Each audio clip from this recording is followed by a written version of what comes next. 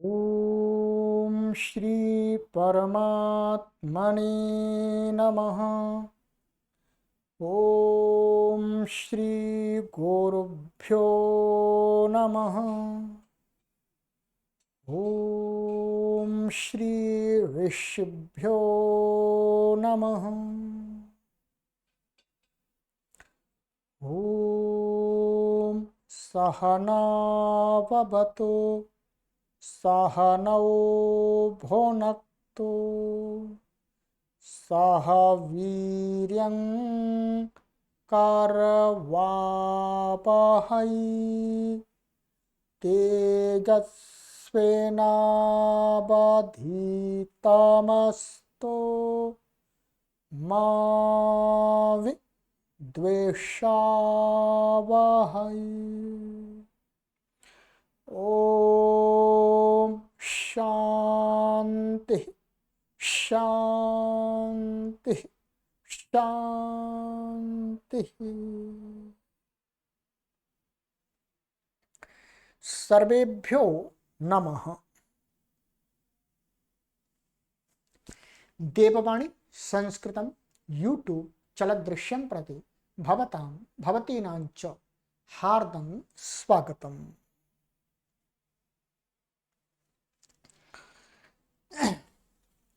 मित्रों, लघु सिद्धांत कौमुदी संपूर्ण अध्ययनम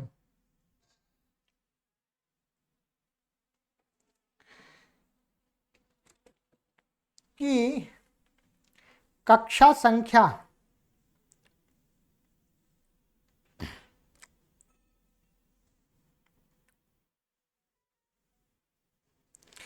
53 को आज पढ़ेंगे।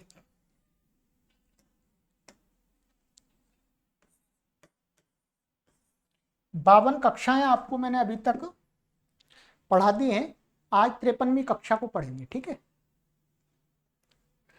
चलिएगा पुस्तक को ओपन कर लीजिएगा। गत कक्षा में मैंने आपको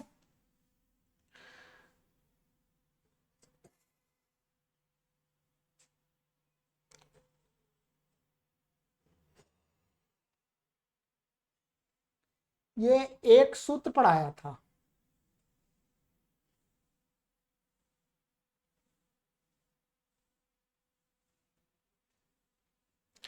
पतिः समास एव,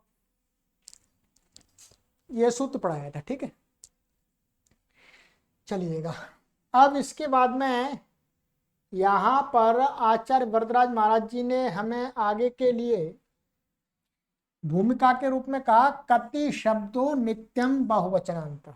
ये मैंने आपको बताया था, कति शब्द नित्य ही बहुवचनांत है, माने बहुवचन में ही प्रयोग होता है। इसलिए अब वो कति शब्द भी कैसा है,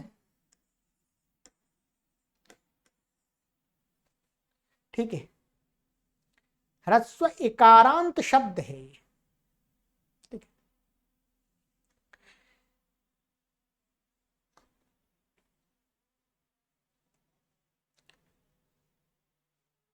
आइएगा।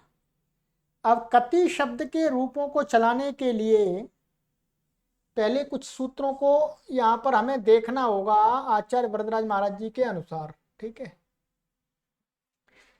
लघु सिद्धांत कौमुदी सूत्र संख्या 186, बहुगण वतुडति संख्या, प्रथम अध्याय के प्रथम पाद का 23वां सूत्र है। तो इसका कोई अर्थ नहीं किया, इसका अर्थ इसी सूत्र में ही उन्होंने मान लिया, इतना शॉर्ट है इनका। इसका अर्थ ऐसा है, बहुगण वतुडति इत्येते संख्या संज्ञकाः स्युः, ऐसा अर्थ बनेगा। ठीक है, माने बहु शब्द है ये आपका, एक गण शब्द है, और ये वतुप और डति ये प्रत्यय हैं। ठीक है, तो वतुप प्रत्यांत शब्द और डति प्रत्यांत शब्द, जो इस शब्द हैं इनकी क्या हो जाती है, संख्या संज्ञा, संख्या नाम होता है। एक संख्या ये भी है, जैसे एकाहा, ये भी संख्यावाची शब्द है, ठीक है। परंतु महर्षि पाणिनि जी इनकी भी संख्या नाम रख रहे हैं, संख्या कहने से इनका भी बोध होगा। तो अब कहते हैं कि इसमें ये डति प्रत्यय लिया है। डति प्रत्यय कोई भी शब्द होगा उसकी क्या हो जाएगी, संख्या संज्ञा, संख्या उसका नाम रख गया। और कहते हैं कि जो डति प्रत्यांत शब्द होता है, ठीक है, ये वस्तुतः ये कति शब्द है, ये कैसा है, डति प्रत्यांत शब्द है। कैसा, डति, इसलिए यहां पर इसको ले रहे हैं, ठीक है। कहते हैं 187वां सूत्र, डति च, ये 1:1:25, उसके नीचे एक सूत्र छोड़ करके है। ये कहता है डत्यंता संख्या सट संज्ञा स्यात्। कहते हैं डति माने डति प्रत्ययांत कोई शब्द जिसकी संख्या संज्ञा है। ऊपर वाले सूत्र से बहुगण वतु डति, संख्या से संख्या संज्ञा कही, तो कह रहे हैं उसी में से, माने संख्या संज्ञा तो औरों की भी कही है, बहु की भी कही है, गण की भी कही है, वतुप की भी कही है। तो कह रहे नहीं, इनको तीनों को छोड़ करके जो डति प्रत्यांतों की जो संख्या संज्ञा है, उस संख्या संज्ञा का एक और नाम रख रहे हैं कि डत्यंता संख्या सट संज्ञा स्यात्। उसका नाम क्या, शट और रख दिया, क्या, शट संज्ञा स्यात्। डति प्रत्यांत शब्द की शट संज्ञा और कर दी। शट, ये शट का अर्थ है छह मत लेना, शट का अर्थ एक छह भी होता है। शट वास्तव में ये शट नाम है, शट संज्ञा है, ठीक है। क्या है बोलो, संज्ञा। तो डति प्रत्यांत कोई भी शब्द होगा उसकी संख्या संज्ञा भी है और उसकी शट संज्ञा भी है, दो नाम हो गए, ठीक है। अब क्या होता है, ये कति शब्द है वास्तव में, तो कति शब्द कैसा है, ये है आपका डति प्रत्यय। किम शब्द से डति प्रत्यय होता है वास्तव में, तो ये क्या बन जाता है, सब कुछ मिला करके आदि कति बन जाता है। तो इसका मतलब क्या हुआ, ये जो कति शब्द है आपका, इसकी संख्या संज्ञाएं बहुगण वतु डति संख्या से और डति च से इसकी शट संज्ञा है। कति शब्द में कोई भी संख्या का भी कार्य हो जाएगा, संख्या को मान करके संख्या संज्ञा के निमित्त से, और शट संज्ञा के निमित्त से भी कोई भी कार्य कहा है तो वो होगा, ठीक है। चलिएगा,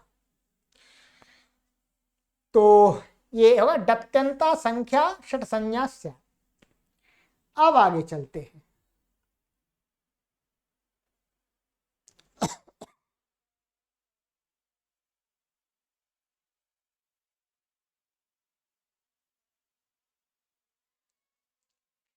अब है हमारा सूत्र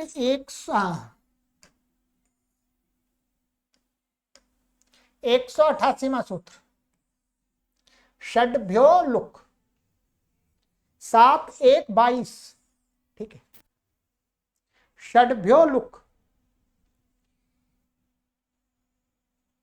इसका अर्थ है षड्भ्यः जशशोः लुक स्यात्।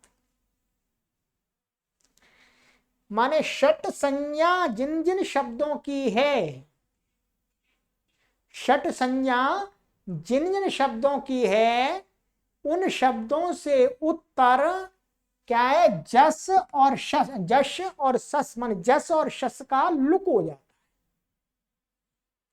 यह सूत्र आपका 7वें अध्याय के प्रथम पाद का 22वां सूत्र है। षट संज्ञा हमने अभी आपको बताया, एक तो षट संज्ञा इससे कही है, ठीक। इसी के ऊपर एक सूत्र है षणांता षट, इसको देख लीजिएगा।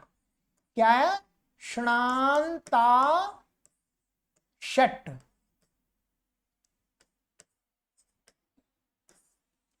ये वाला सूत्र इसके ऊपर है वास्तव में। तो क्या है, ये कहता है कोई भी शकारांत संख्यावाची शब्द, माने ऐसा शकारांत जिसकी संख्या संज्ञा है, और नकारांत संख्यावाची शब्द, उसकी षट संज्ञा हो जाती है। ये मैं आपको अपनी तरफ से एक्स्ट्रा बता रहा हूं, ठीक है। जैसे ये शश शब्द है एक, इसका अर्थ क्या है, 6 है। इसकी क्या है, संख्या है, इसको संख्या रूप में लोक में माना गया है, किसी सूत्र से नहीं कहा, यहां लौकिक संज्ञा का भी ग्रहण है। लोक में शस का अर्थ 6, उसको संख्या माना जाता है। तो ये क्या है, संख्या है, सकारांत है। ऐसे ही आपके ये पंचन, सप्तन, इस प्रकार के ये नकारांत शब्द हैं, ये भी संख्याएं हैं। तो इनकी क्या है, षट संज्ञा हो जाती है। और डति प्रत्यंत कोई शब्द है, उनकी भी हो जाती है। तो इतने प्रकार के शब्दों की क्या कही, षट संज्ञा। अब इनसे उत्तर, जिसकी षट संज्ञा है, उनसे उत्तर यदि जस और शस प्रत्यय आएंगे बहुवचन के, प्रथमा व्यक्ति बहुवचन जस, द्वितीय व्यक्ति बहुवचन शस, तो उनका क्या है, लुक हो जाएगा। क्या हो जाएगा, बोलो, लुक हो जाता है। अब लुक क्या होता है, ये प्रश्न आ जाता है। वैसे तो आपको तो पता होगा, नहीं पता है, बहुत सारे पाठकों को भी पता भी नहीं होगा। अब महर्षि पाणिनि जी लुक, मन महर्षि पाणिनि ने अपने शास्त्र में लुक किसको कहा है, ये जानना आवश्यक है। तो इसके लिए महर्षि पाणिनि ने एक सूत्र बनाया है, 189वां सूत्र संख्या लघु सिद्धांत कौमुदी, ठीक है।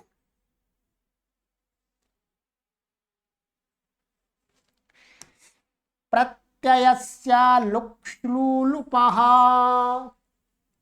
प्रथम अध्याय के प्रथम पाद का 61वां सूत्र है ये, ठीक है। कौन सा सूत्र है, 61वां। इसका कहते हैं, इसका अर्थ करते हैं, लुक श्लू लुप शब्दैः कृतम प्रत्ययादर्शनम क्रमात् तत् संयम स्यात्। कहते हैं कि लुक और श्लू और लुप, ये 3 हैं। इन शब्दों के द्वारा, लुक शब्द के द्वारा, श्लू शब्द के द्वारा, लुप शब्द के द्वारा प्रत्ययादर्शनम, माने कहीं पर प्रत्यय का आदर्शन कहा है।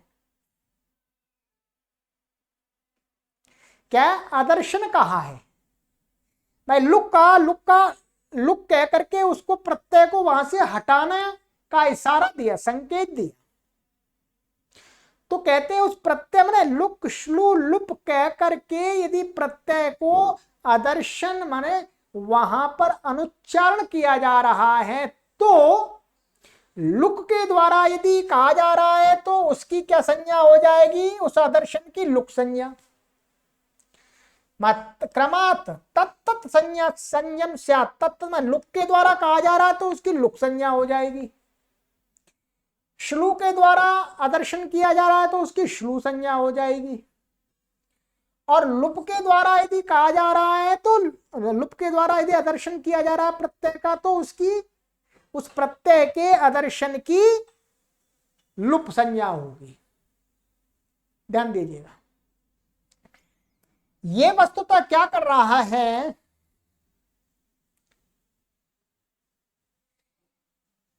यहां पर वास्तव में इसका अर्थ है कि लुक श्लू लुप कह करके यदि प्रत्यय का आदर्शन माने लोप किया जाता है, लोप किया जाता है, कहीं पर भी प्रत्यय लुक कहेंगे तो ये मतलब है उसका प्रत्यय वहां से आदर्शन हो रहा है।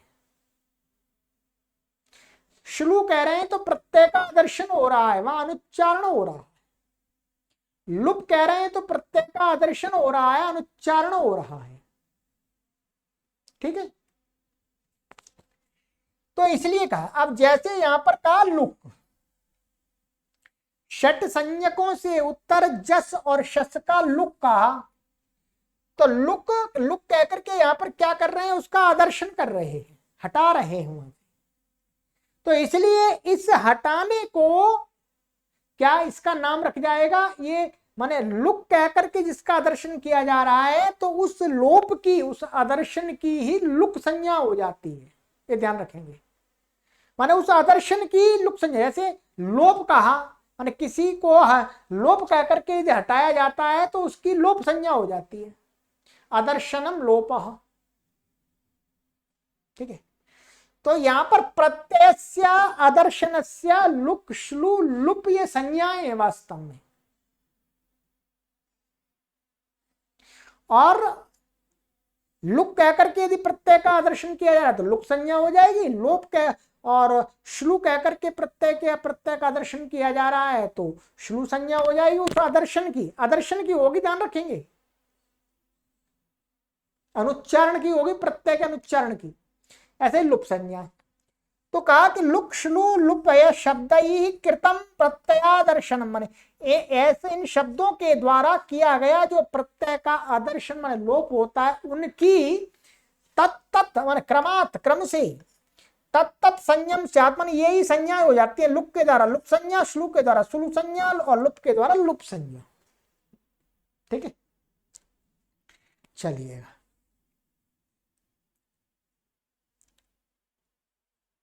ये हो गया। अब एक तो ये हो गई, और प्रत्यय के आदर्शन का एक नाम है लोप। क्या है? प्रत्यय के आदर्शन का भी एक नाम क्या है? लोप। लोप का अर्थ भी क्या है? प्रत्यय का आदर्शन है, आदर्शनम लोपः, आदर्शन की लोप संज्ञा है, और प्रत्यय के ही आदर्शन की लुक श्लू लुप संज्ञाएं हैं। ठीक है, हाँ, ये जो आदर्शनम लोपः माने वो जो लोप संज्ञा है वो प्रत्यय के आदर्शन की भी है, और अन्य किसी का भी आदर्शन हो रहा है, किसी का आदेश का, मतलब कोई भी एक वर्ण का भी हो रहा तो उसकी भी लोप संज्ञा सामान्य है, वो प्रत्यय में भी आती है, प्रत्यय से बाहर भी जाती है, परंतु लुक श्लू लुप इनके द्वारा तो प्रत्यय का ही दर्शन होता है। ठीक है, अब कहते हैं कि ठीक है जी, क्या होता है, प्रत्यय आया और लुक श्लू लुप कहकर के हमने प्रत्यय को हटा दिया, उसका आदर्शन कर दिया, अथवा आदर्शनम लोपः, जो जिसका आदर्शन की लोप संज्ञा है, कोई भी प्रत्यय का आदर्शन हो गया, लोप हो गया, तो उसको मान करके कोई काम हो सकता है कि नहीं हो सकता है? भाई मानिएगा, मैं अपने स्थान पर जहां रहता हूं, तब मैं अपने रहने पर कोई जो भी कुछ बताता हूं लोग काम करते हैं, परंतु कभी अचानक मैं अपने जहां रहता हूं मुझे किसी काम से बाहर जाना पड़ता है, तो फिर मेरी उपस्थिति में जो कार्य किए जा रहे थे, क्या वो कार्य मेरी अनुपस्थिति में भी हो सकते हैं अथवा नहीं हो सकते?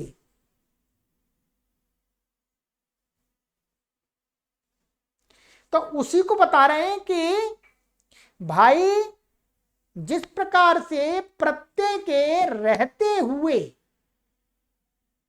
कोई कार्य हो सकता है, वैसे ही प्रत्यय के चले जाने पर भी हो सकता अथवा नहीं हो सकता। इसके लिए क्या व्यवस्था है? भाई मैं अपनी अनुपस्थिति में बता के जाऊंगा, भाई मैं यहां पर रहूं अथवा नहीं रहूं, आपको ये काम करना है, ठीक है, आपको करते रहना है, ठीक है। मैं आपको फोन पर भी बता सकता हूं, यहां नहीं हूं कोई बात नहीं है। अब ये शब्द शास्त्र के अंदर ये बात आ रही है कि हमने ये कहा कि भाई प्रत्यय का लुक श्लू लुप कह करके प्रत्यय को हटा दिया, अब उस प्रत्यय को मान करके कोई काम हो सकता है क्या? उसके लिए महर्षि पाणिनि जी एक व्यवस्था देते हैं। क्या देते हैं? उस सूत्र को महर्षि आचार्य वरदराज महाराज जी दिखा रहे हैं 190वां सूत्र, प्रत्यय लोपे प्रत्यय लक्षणम 1:62 कहते हैं प्रत्यय लुप्ते तदाश्रितम कार्यम स्यात्। ठीक है, कहते हैं प्रत्यय लुप्ते, लुप्ते का अर्थ है आदर्शनी।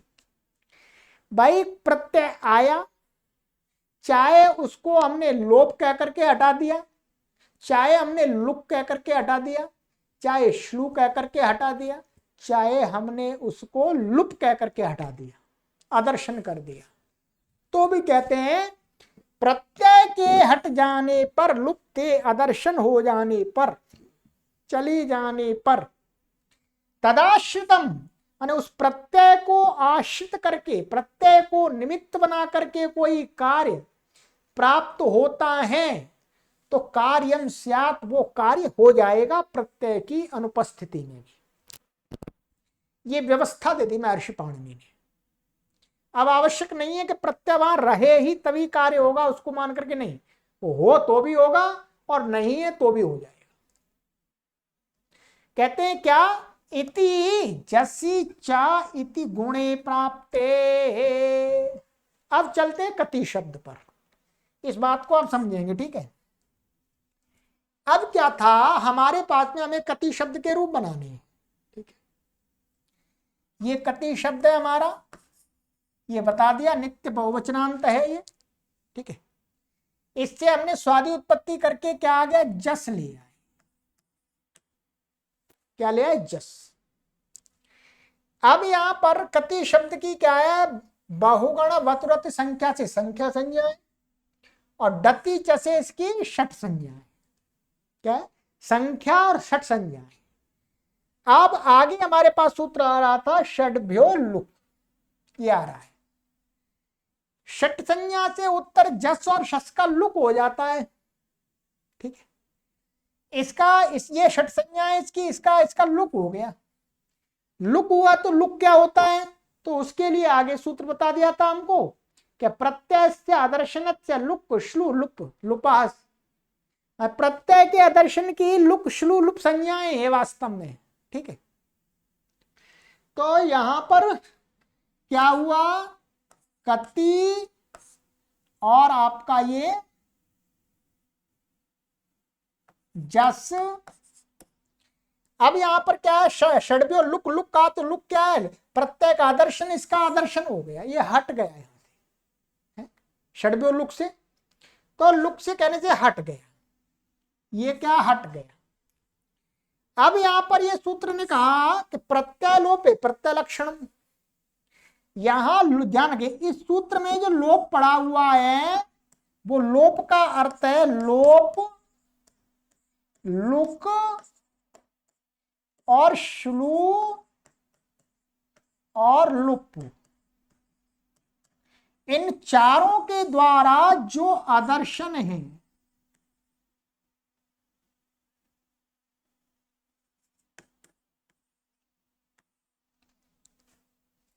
इन चारों के द्वारा मन लोप कहकर के भी प्रत्यय आदर्शन किया जाता, लुप को श्लू लुप कहकर के प्रत्यय आदर्शन किया जाता।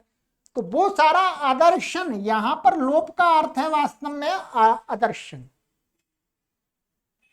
एक लोप संज्ञा है, आदर्शनम लोप, वो संज्ञा हो गई। यहां पर लोप का अर्थ वास्तव में आदर्शन, माने चाहे वो किसी भी प्रकार का आदर्शन हो, चाहे लुक कह करके, चाहे श्लू कह करके, चाहे लुप कह करके, चाहे लोप कह करके आदर्शन किया जा रहा है, सबका यहाँ लोप है। तो प्रत्यय का यदि आदर्शन हुआ है तो उसको मान करके क्या है, कार्य हो जाता है। अब क्या हुआ, ये हमारे पास में कति शब्द है और यहां पर जो जस था वो तो चला गया, वो तो चला गया। अब यहां पर यदि प्रत्यय लोप है, इसके जाने पर भी इसको मान करके एक सूत्र प्राप्त है जस्सी च, ये पहले हमने लगा दिया आपके लिए। जस्सी च, जस के परे रहते ह्रस्व अंग को गुण होता है। जस माने जस यहां है नहीं, परंतु क्या है, उसको मान करके कोई कार्य प्राप्त है तो वो हो जाना चाहिए, सूत्र के हिसाब से होना चाहिए। तो कहते हैं जसी चा इति गुणे प्राप्ति, यहां पर जस को निमित्त मान करके प्रत्यय लोपे प्रत्यय लक्षणम से क्या हो रहा था, जसी जैसे इस कति के ई को जसी जैसे गुण प्राप्त हो रहा था। गुण हो जाएगा तो शब्द गलत बन जाएगा। यहां कहते हैं इति जसी चा इति गुण प्राप्त, गुण प्राप्त हो रहा था तो गुण को रोकना है। तो अब आगे बता रहे हैं सूत्र इसके लिए, कहते हैं न लुमतांगस्य, लघु सिद्धांत कौमुदी 191,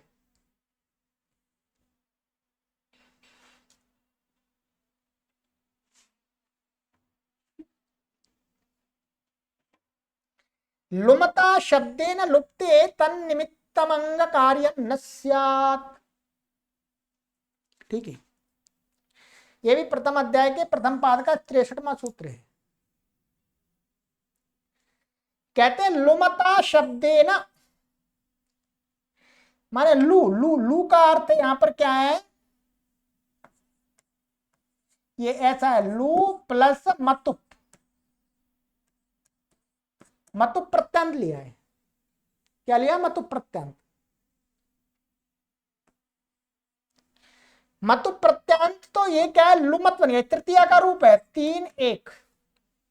ठीक है, तो लू माने जैसे धनवान है, तो यहां पर क्या है, लू वाला।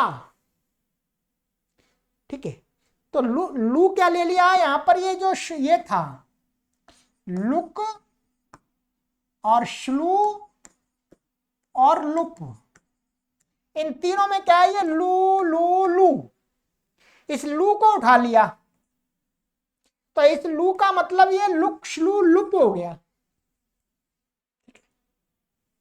इसे यहां लू लू लू लू का अर्थ है लुक श्लू लुप। तो कहते हैं लुक श्लू लुप है जिस आदर्शन के, उस आदर्शन को यहां पर क्या कहा, लुमता। या ऐसा कह सकते हैं लू है जिन जिन शब्दों में, किन किन शब्दों में, लुक में भी लू है, श्लू में भी लू है और लुप में भी लू है, तो ये क्या हो गए, लुमत्ता। ये तीनों क्या हो गए, लुमत हो गई, ऐसा कह सकते हैं। माने लू लू सब में तो लू वाले, लुक भी लू वाला है, श्लू भी लू वाला है, लुक भी लुक लू वाला है। परंतु ये लोप, ये लू वाला नहीं है। क्या लोप शब्द है, ये लू वाला नहीं है, ये ध्यान रखेंगे, लू वाला नहीं है। तो कहते हैं कि इसको तो हटा दो, ये लू वाले तीनों, माने इनके द्वारा लुमता शब्देन, लुमता का अर्थ है यहां पर लुक के द्वारा, श्लू के द्वारा, लुप के द्वारा। शब्द लुप्ते माने प्रत्यय का आदर्शन करने पर, तन्निमित्तम माने उस प्रत्यय के निमित्त से जो अंग कार्यम माने अंग का कार्य, अंग क्या होता है, प्रत्यय के परे रहते हैं, मतलब प्रत्यय जिससे आया है उसके परे रहते पूर्व की क्या हो जाती है, अंग संज्ञा।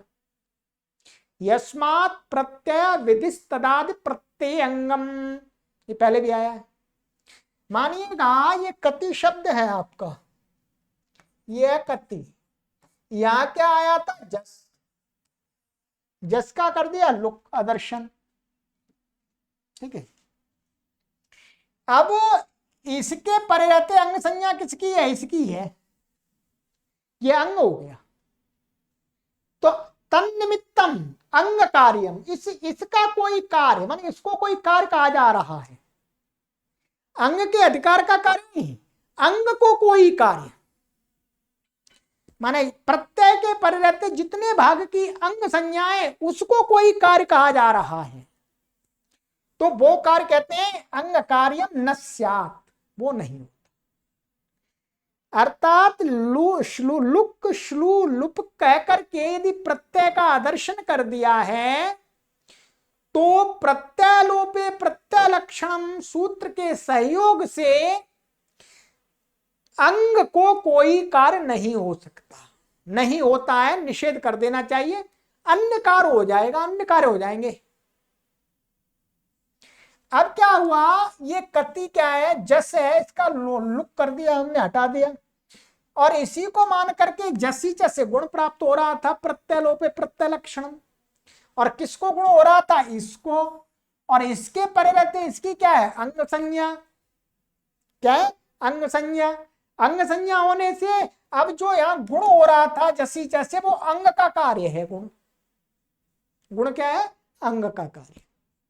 इसलिए इसने मना कर दिया भाई, यहां पर ये जो उसका लोप हुआ है तो लुमता के द्वारा, माने लुप के द्वारा हुआ है, इसलिए यहां पर प्रत्यलोपे प्रत्यलक्षणम नहीं लगेगा, इसलिए जसी च गुण नहीं होगा। नहीं होगा तो क्या हो जाएगा हमारा, कहते हैं कति, ऐसा बन गया, कति बच गया। प्रथमा विभक्ति का रूप क्या बनेगा, कति। ऐसे ही द्वितीय विभक्ति में भी कति बनेगा, शस का भी लुक हो जाएगा, वहां पर भी ऐसा ही है बिल्कुल। तो इसलिए कति कति दो बार बनता है, प्रथमा विभक्ति बहुवचनांत, द्वितीय विभक्ति द्विवचनांत, दो संख्या लिख दी है, दो माने कति कति दो बार। ठीक है, आगे के रूप सरल हैं। आगे तृतीया में क्या बनेगा, कति भी, ऐसा बन जाएगा, भिसा आ जाएगा और कुछ नहीं, इसमें कुछ लगेगा ही नहीं, कति भी।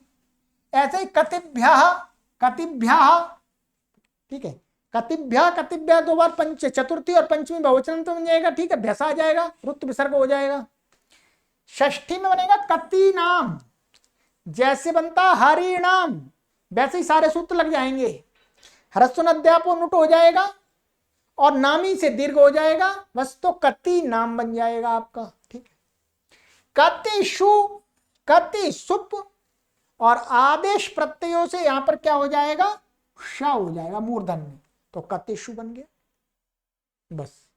तो कति शब्द के रूप बनाने के लिए मुख्य रूप से आपको प्रथमा विभक्ति और द्वितीय विभक्ति का जो बहुवचनांत था उसको बनाने के लिए ये सूत्र लगाने पड़ते हैं। आगे के जो तृतीया चतुर्थी पंचमी षष्ठी सप्तमी उसमें कोई नया सूत्र आपको नहीं लगाना, वो तो हरि के समान है। ठीक है, अब कहते हैं आगे, युष्मद अस्मद षट संज्ञका त्रिषु स्वरूपा। ये कह रहे हैं युष्मद शब्द है, युष्मद का मध्यम पुरुष मन तुम के लिए, अस्मद शब्द है और षट संज्ञक शब्द है। इनके रूप त्रिषु, त्रिषु माने त्रिषु लिंगेशु, तीनों लिंगों में, चाहे स्त्रीलिंग हो, चाहे पुल्लिंग हो, चाहे नपुंसक लिंग हो, समान होते हैं। अब ये जो कति है, कति पुरुषों को कहेंगे तो भी कति बनेगा, स्त्रियों को कहेंगे माने कति पुरुषाः, कति नद्याः और कति गृहाणी, तीनों के साथ में एक जैसा ही रहेगा। ऐसे ही युष्मद के रूप त्वम, त्वम स्त्री होगी तो भी त्वम, कोई पुरुष होगा तो भी त्वम, और कोई नपुंसक होगा तो भी त्वम, यदि उसके लिए हो रहा प्रयोग तो। ऐसे अहम, स्त्री भी कह सकती है अहम माने मैं। तो कहे युष्मद और अस्मद और ये षट संज्ञक जो शब्द होते हैं उनके तीनों लिंगों में समान रूप होते हैं, इनमें कोई प्रत्यय का भेद नहीं आता, समान रूप से हम प्रयोग कर सकते हैं। ठीक है, और भी षट संज्ञक हैं, एक हमने कति लिया है अभी बस। और कहते हैं त्रिशब्दो नित्यम बहुवचनान्तः। त्रिशब्द भी कैसा है, त्रि का अर्थ तीन, तीन का मतलब बहुवचन हो गया, तो इसलिए त्रिशब्द भी क्या है, नित्य बहुवचनांत है। नित्य बहुवचनांत है तो इसके रूप बिल्कुल सरल हैं, रूप इसके भी बता देते हैं आपको आज ही, देखिएगा।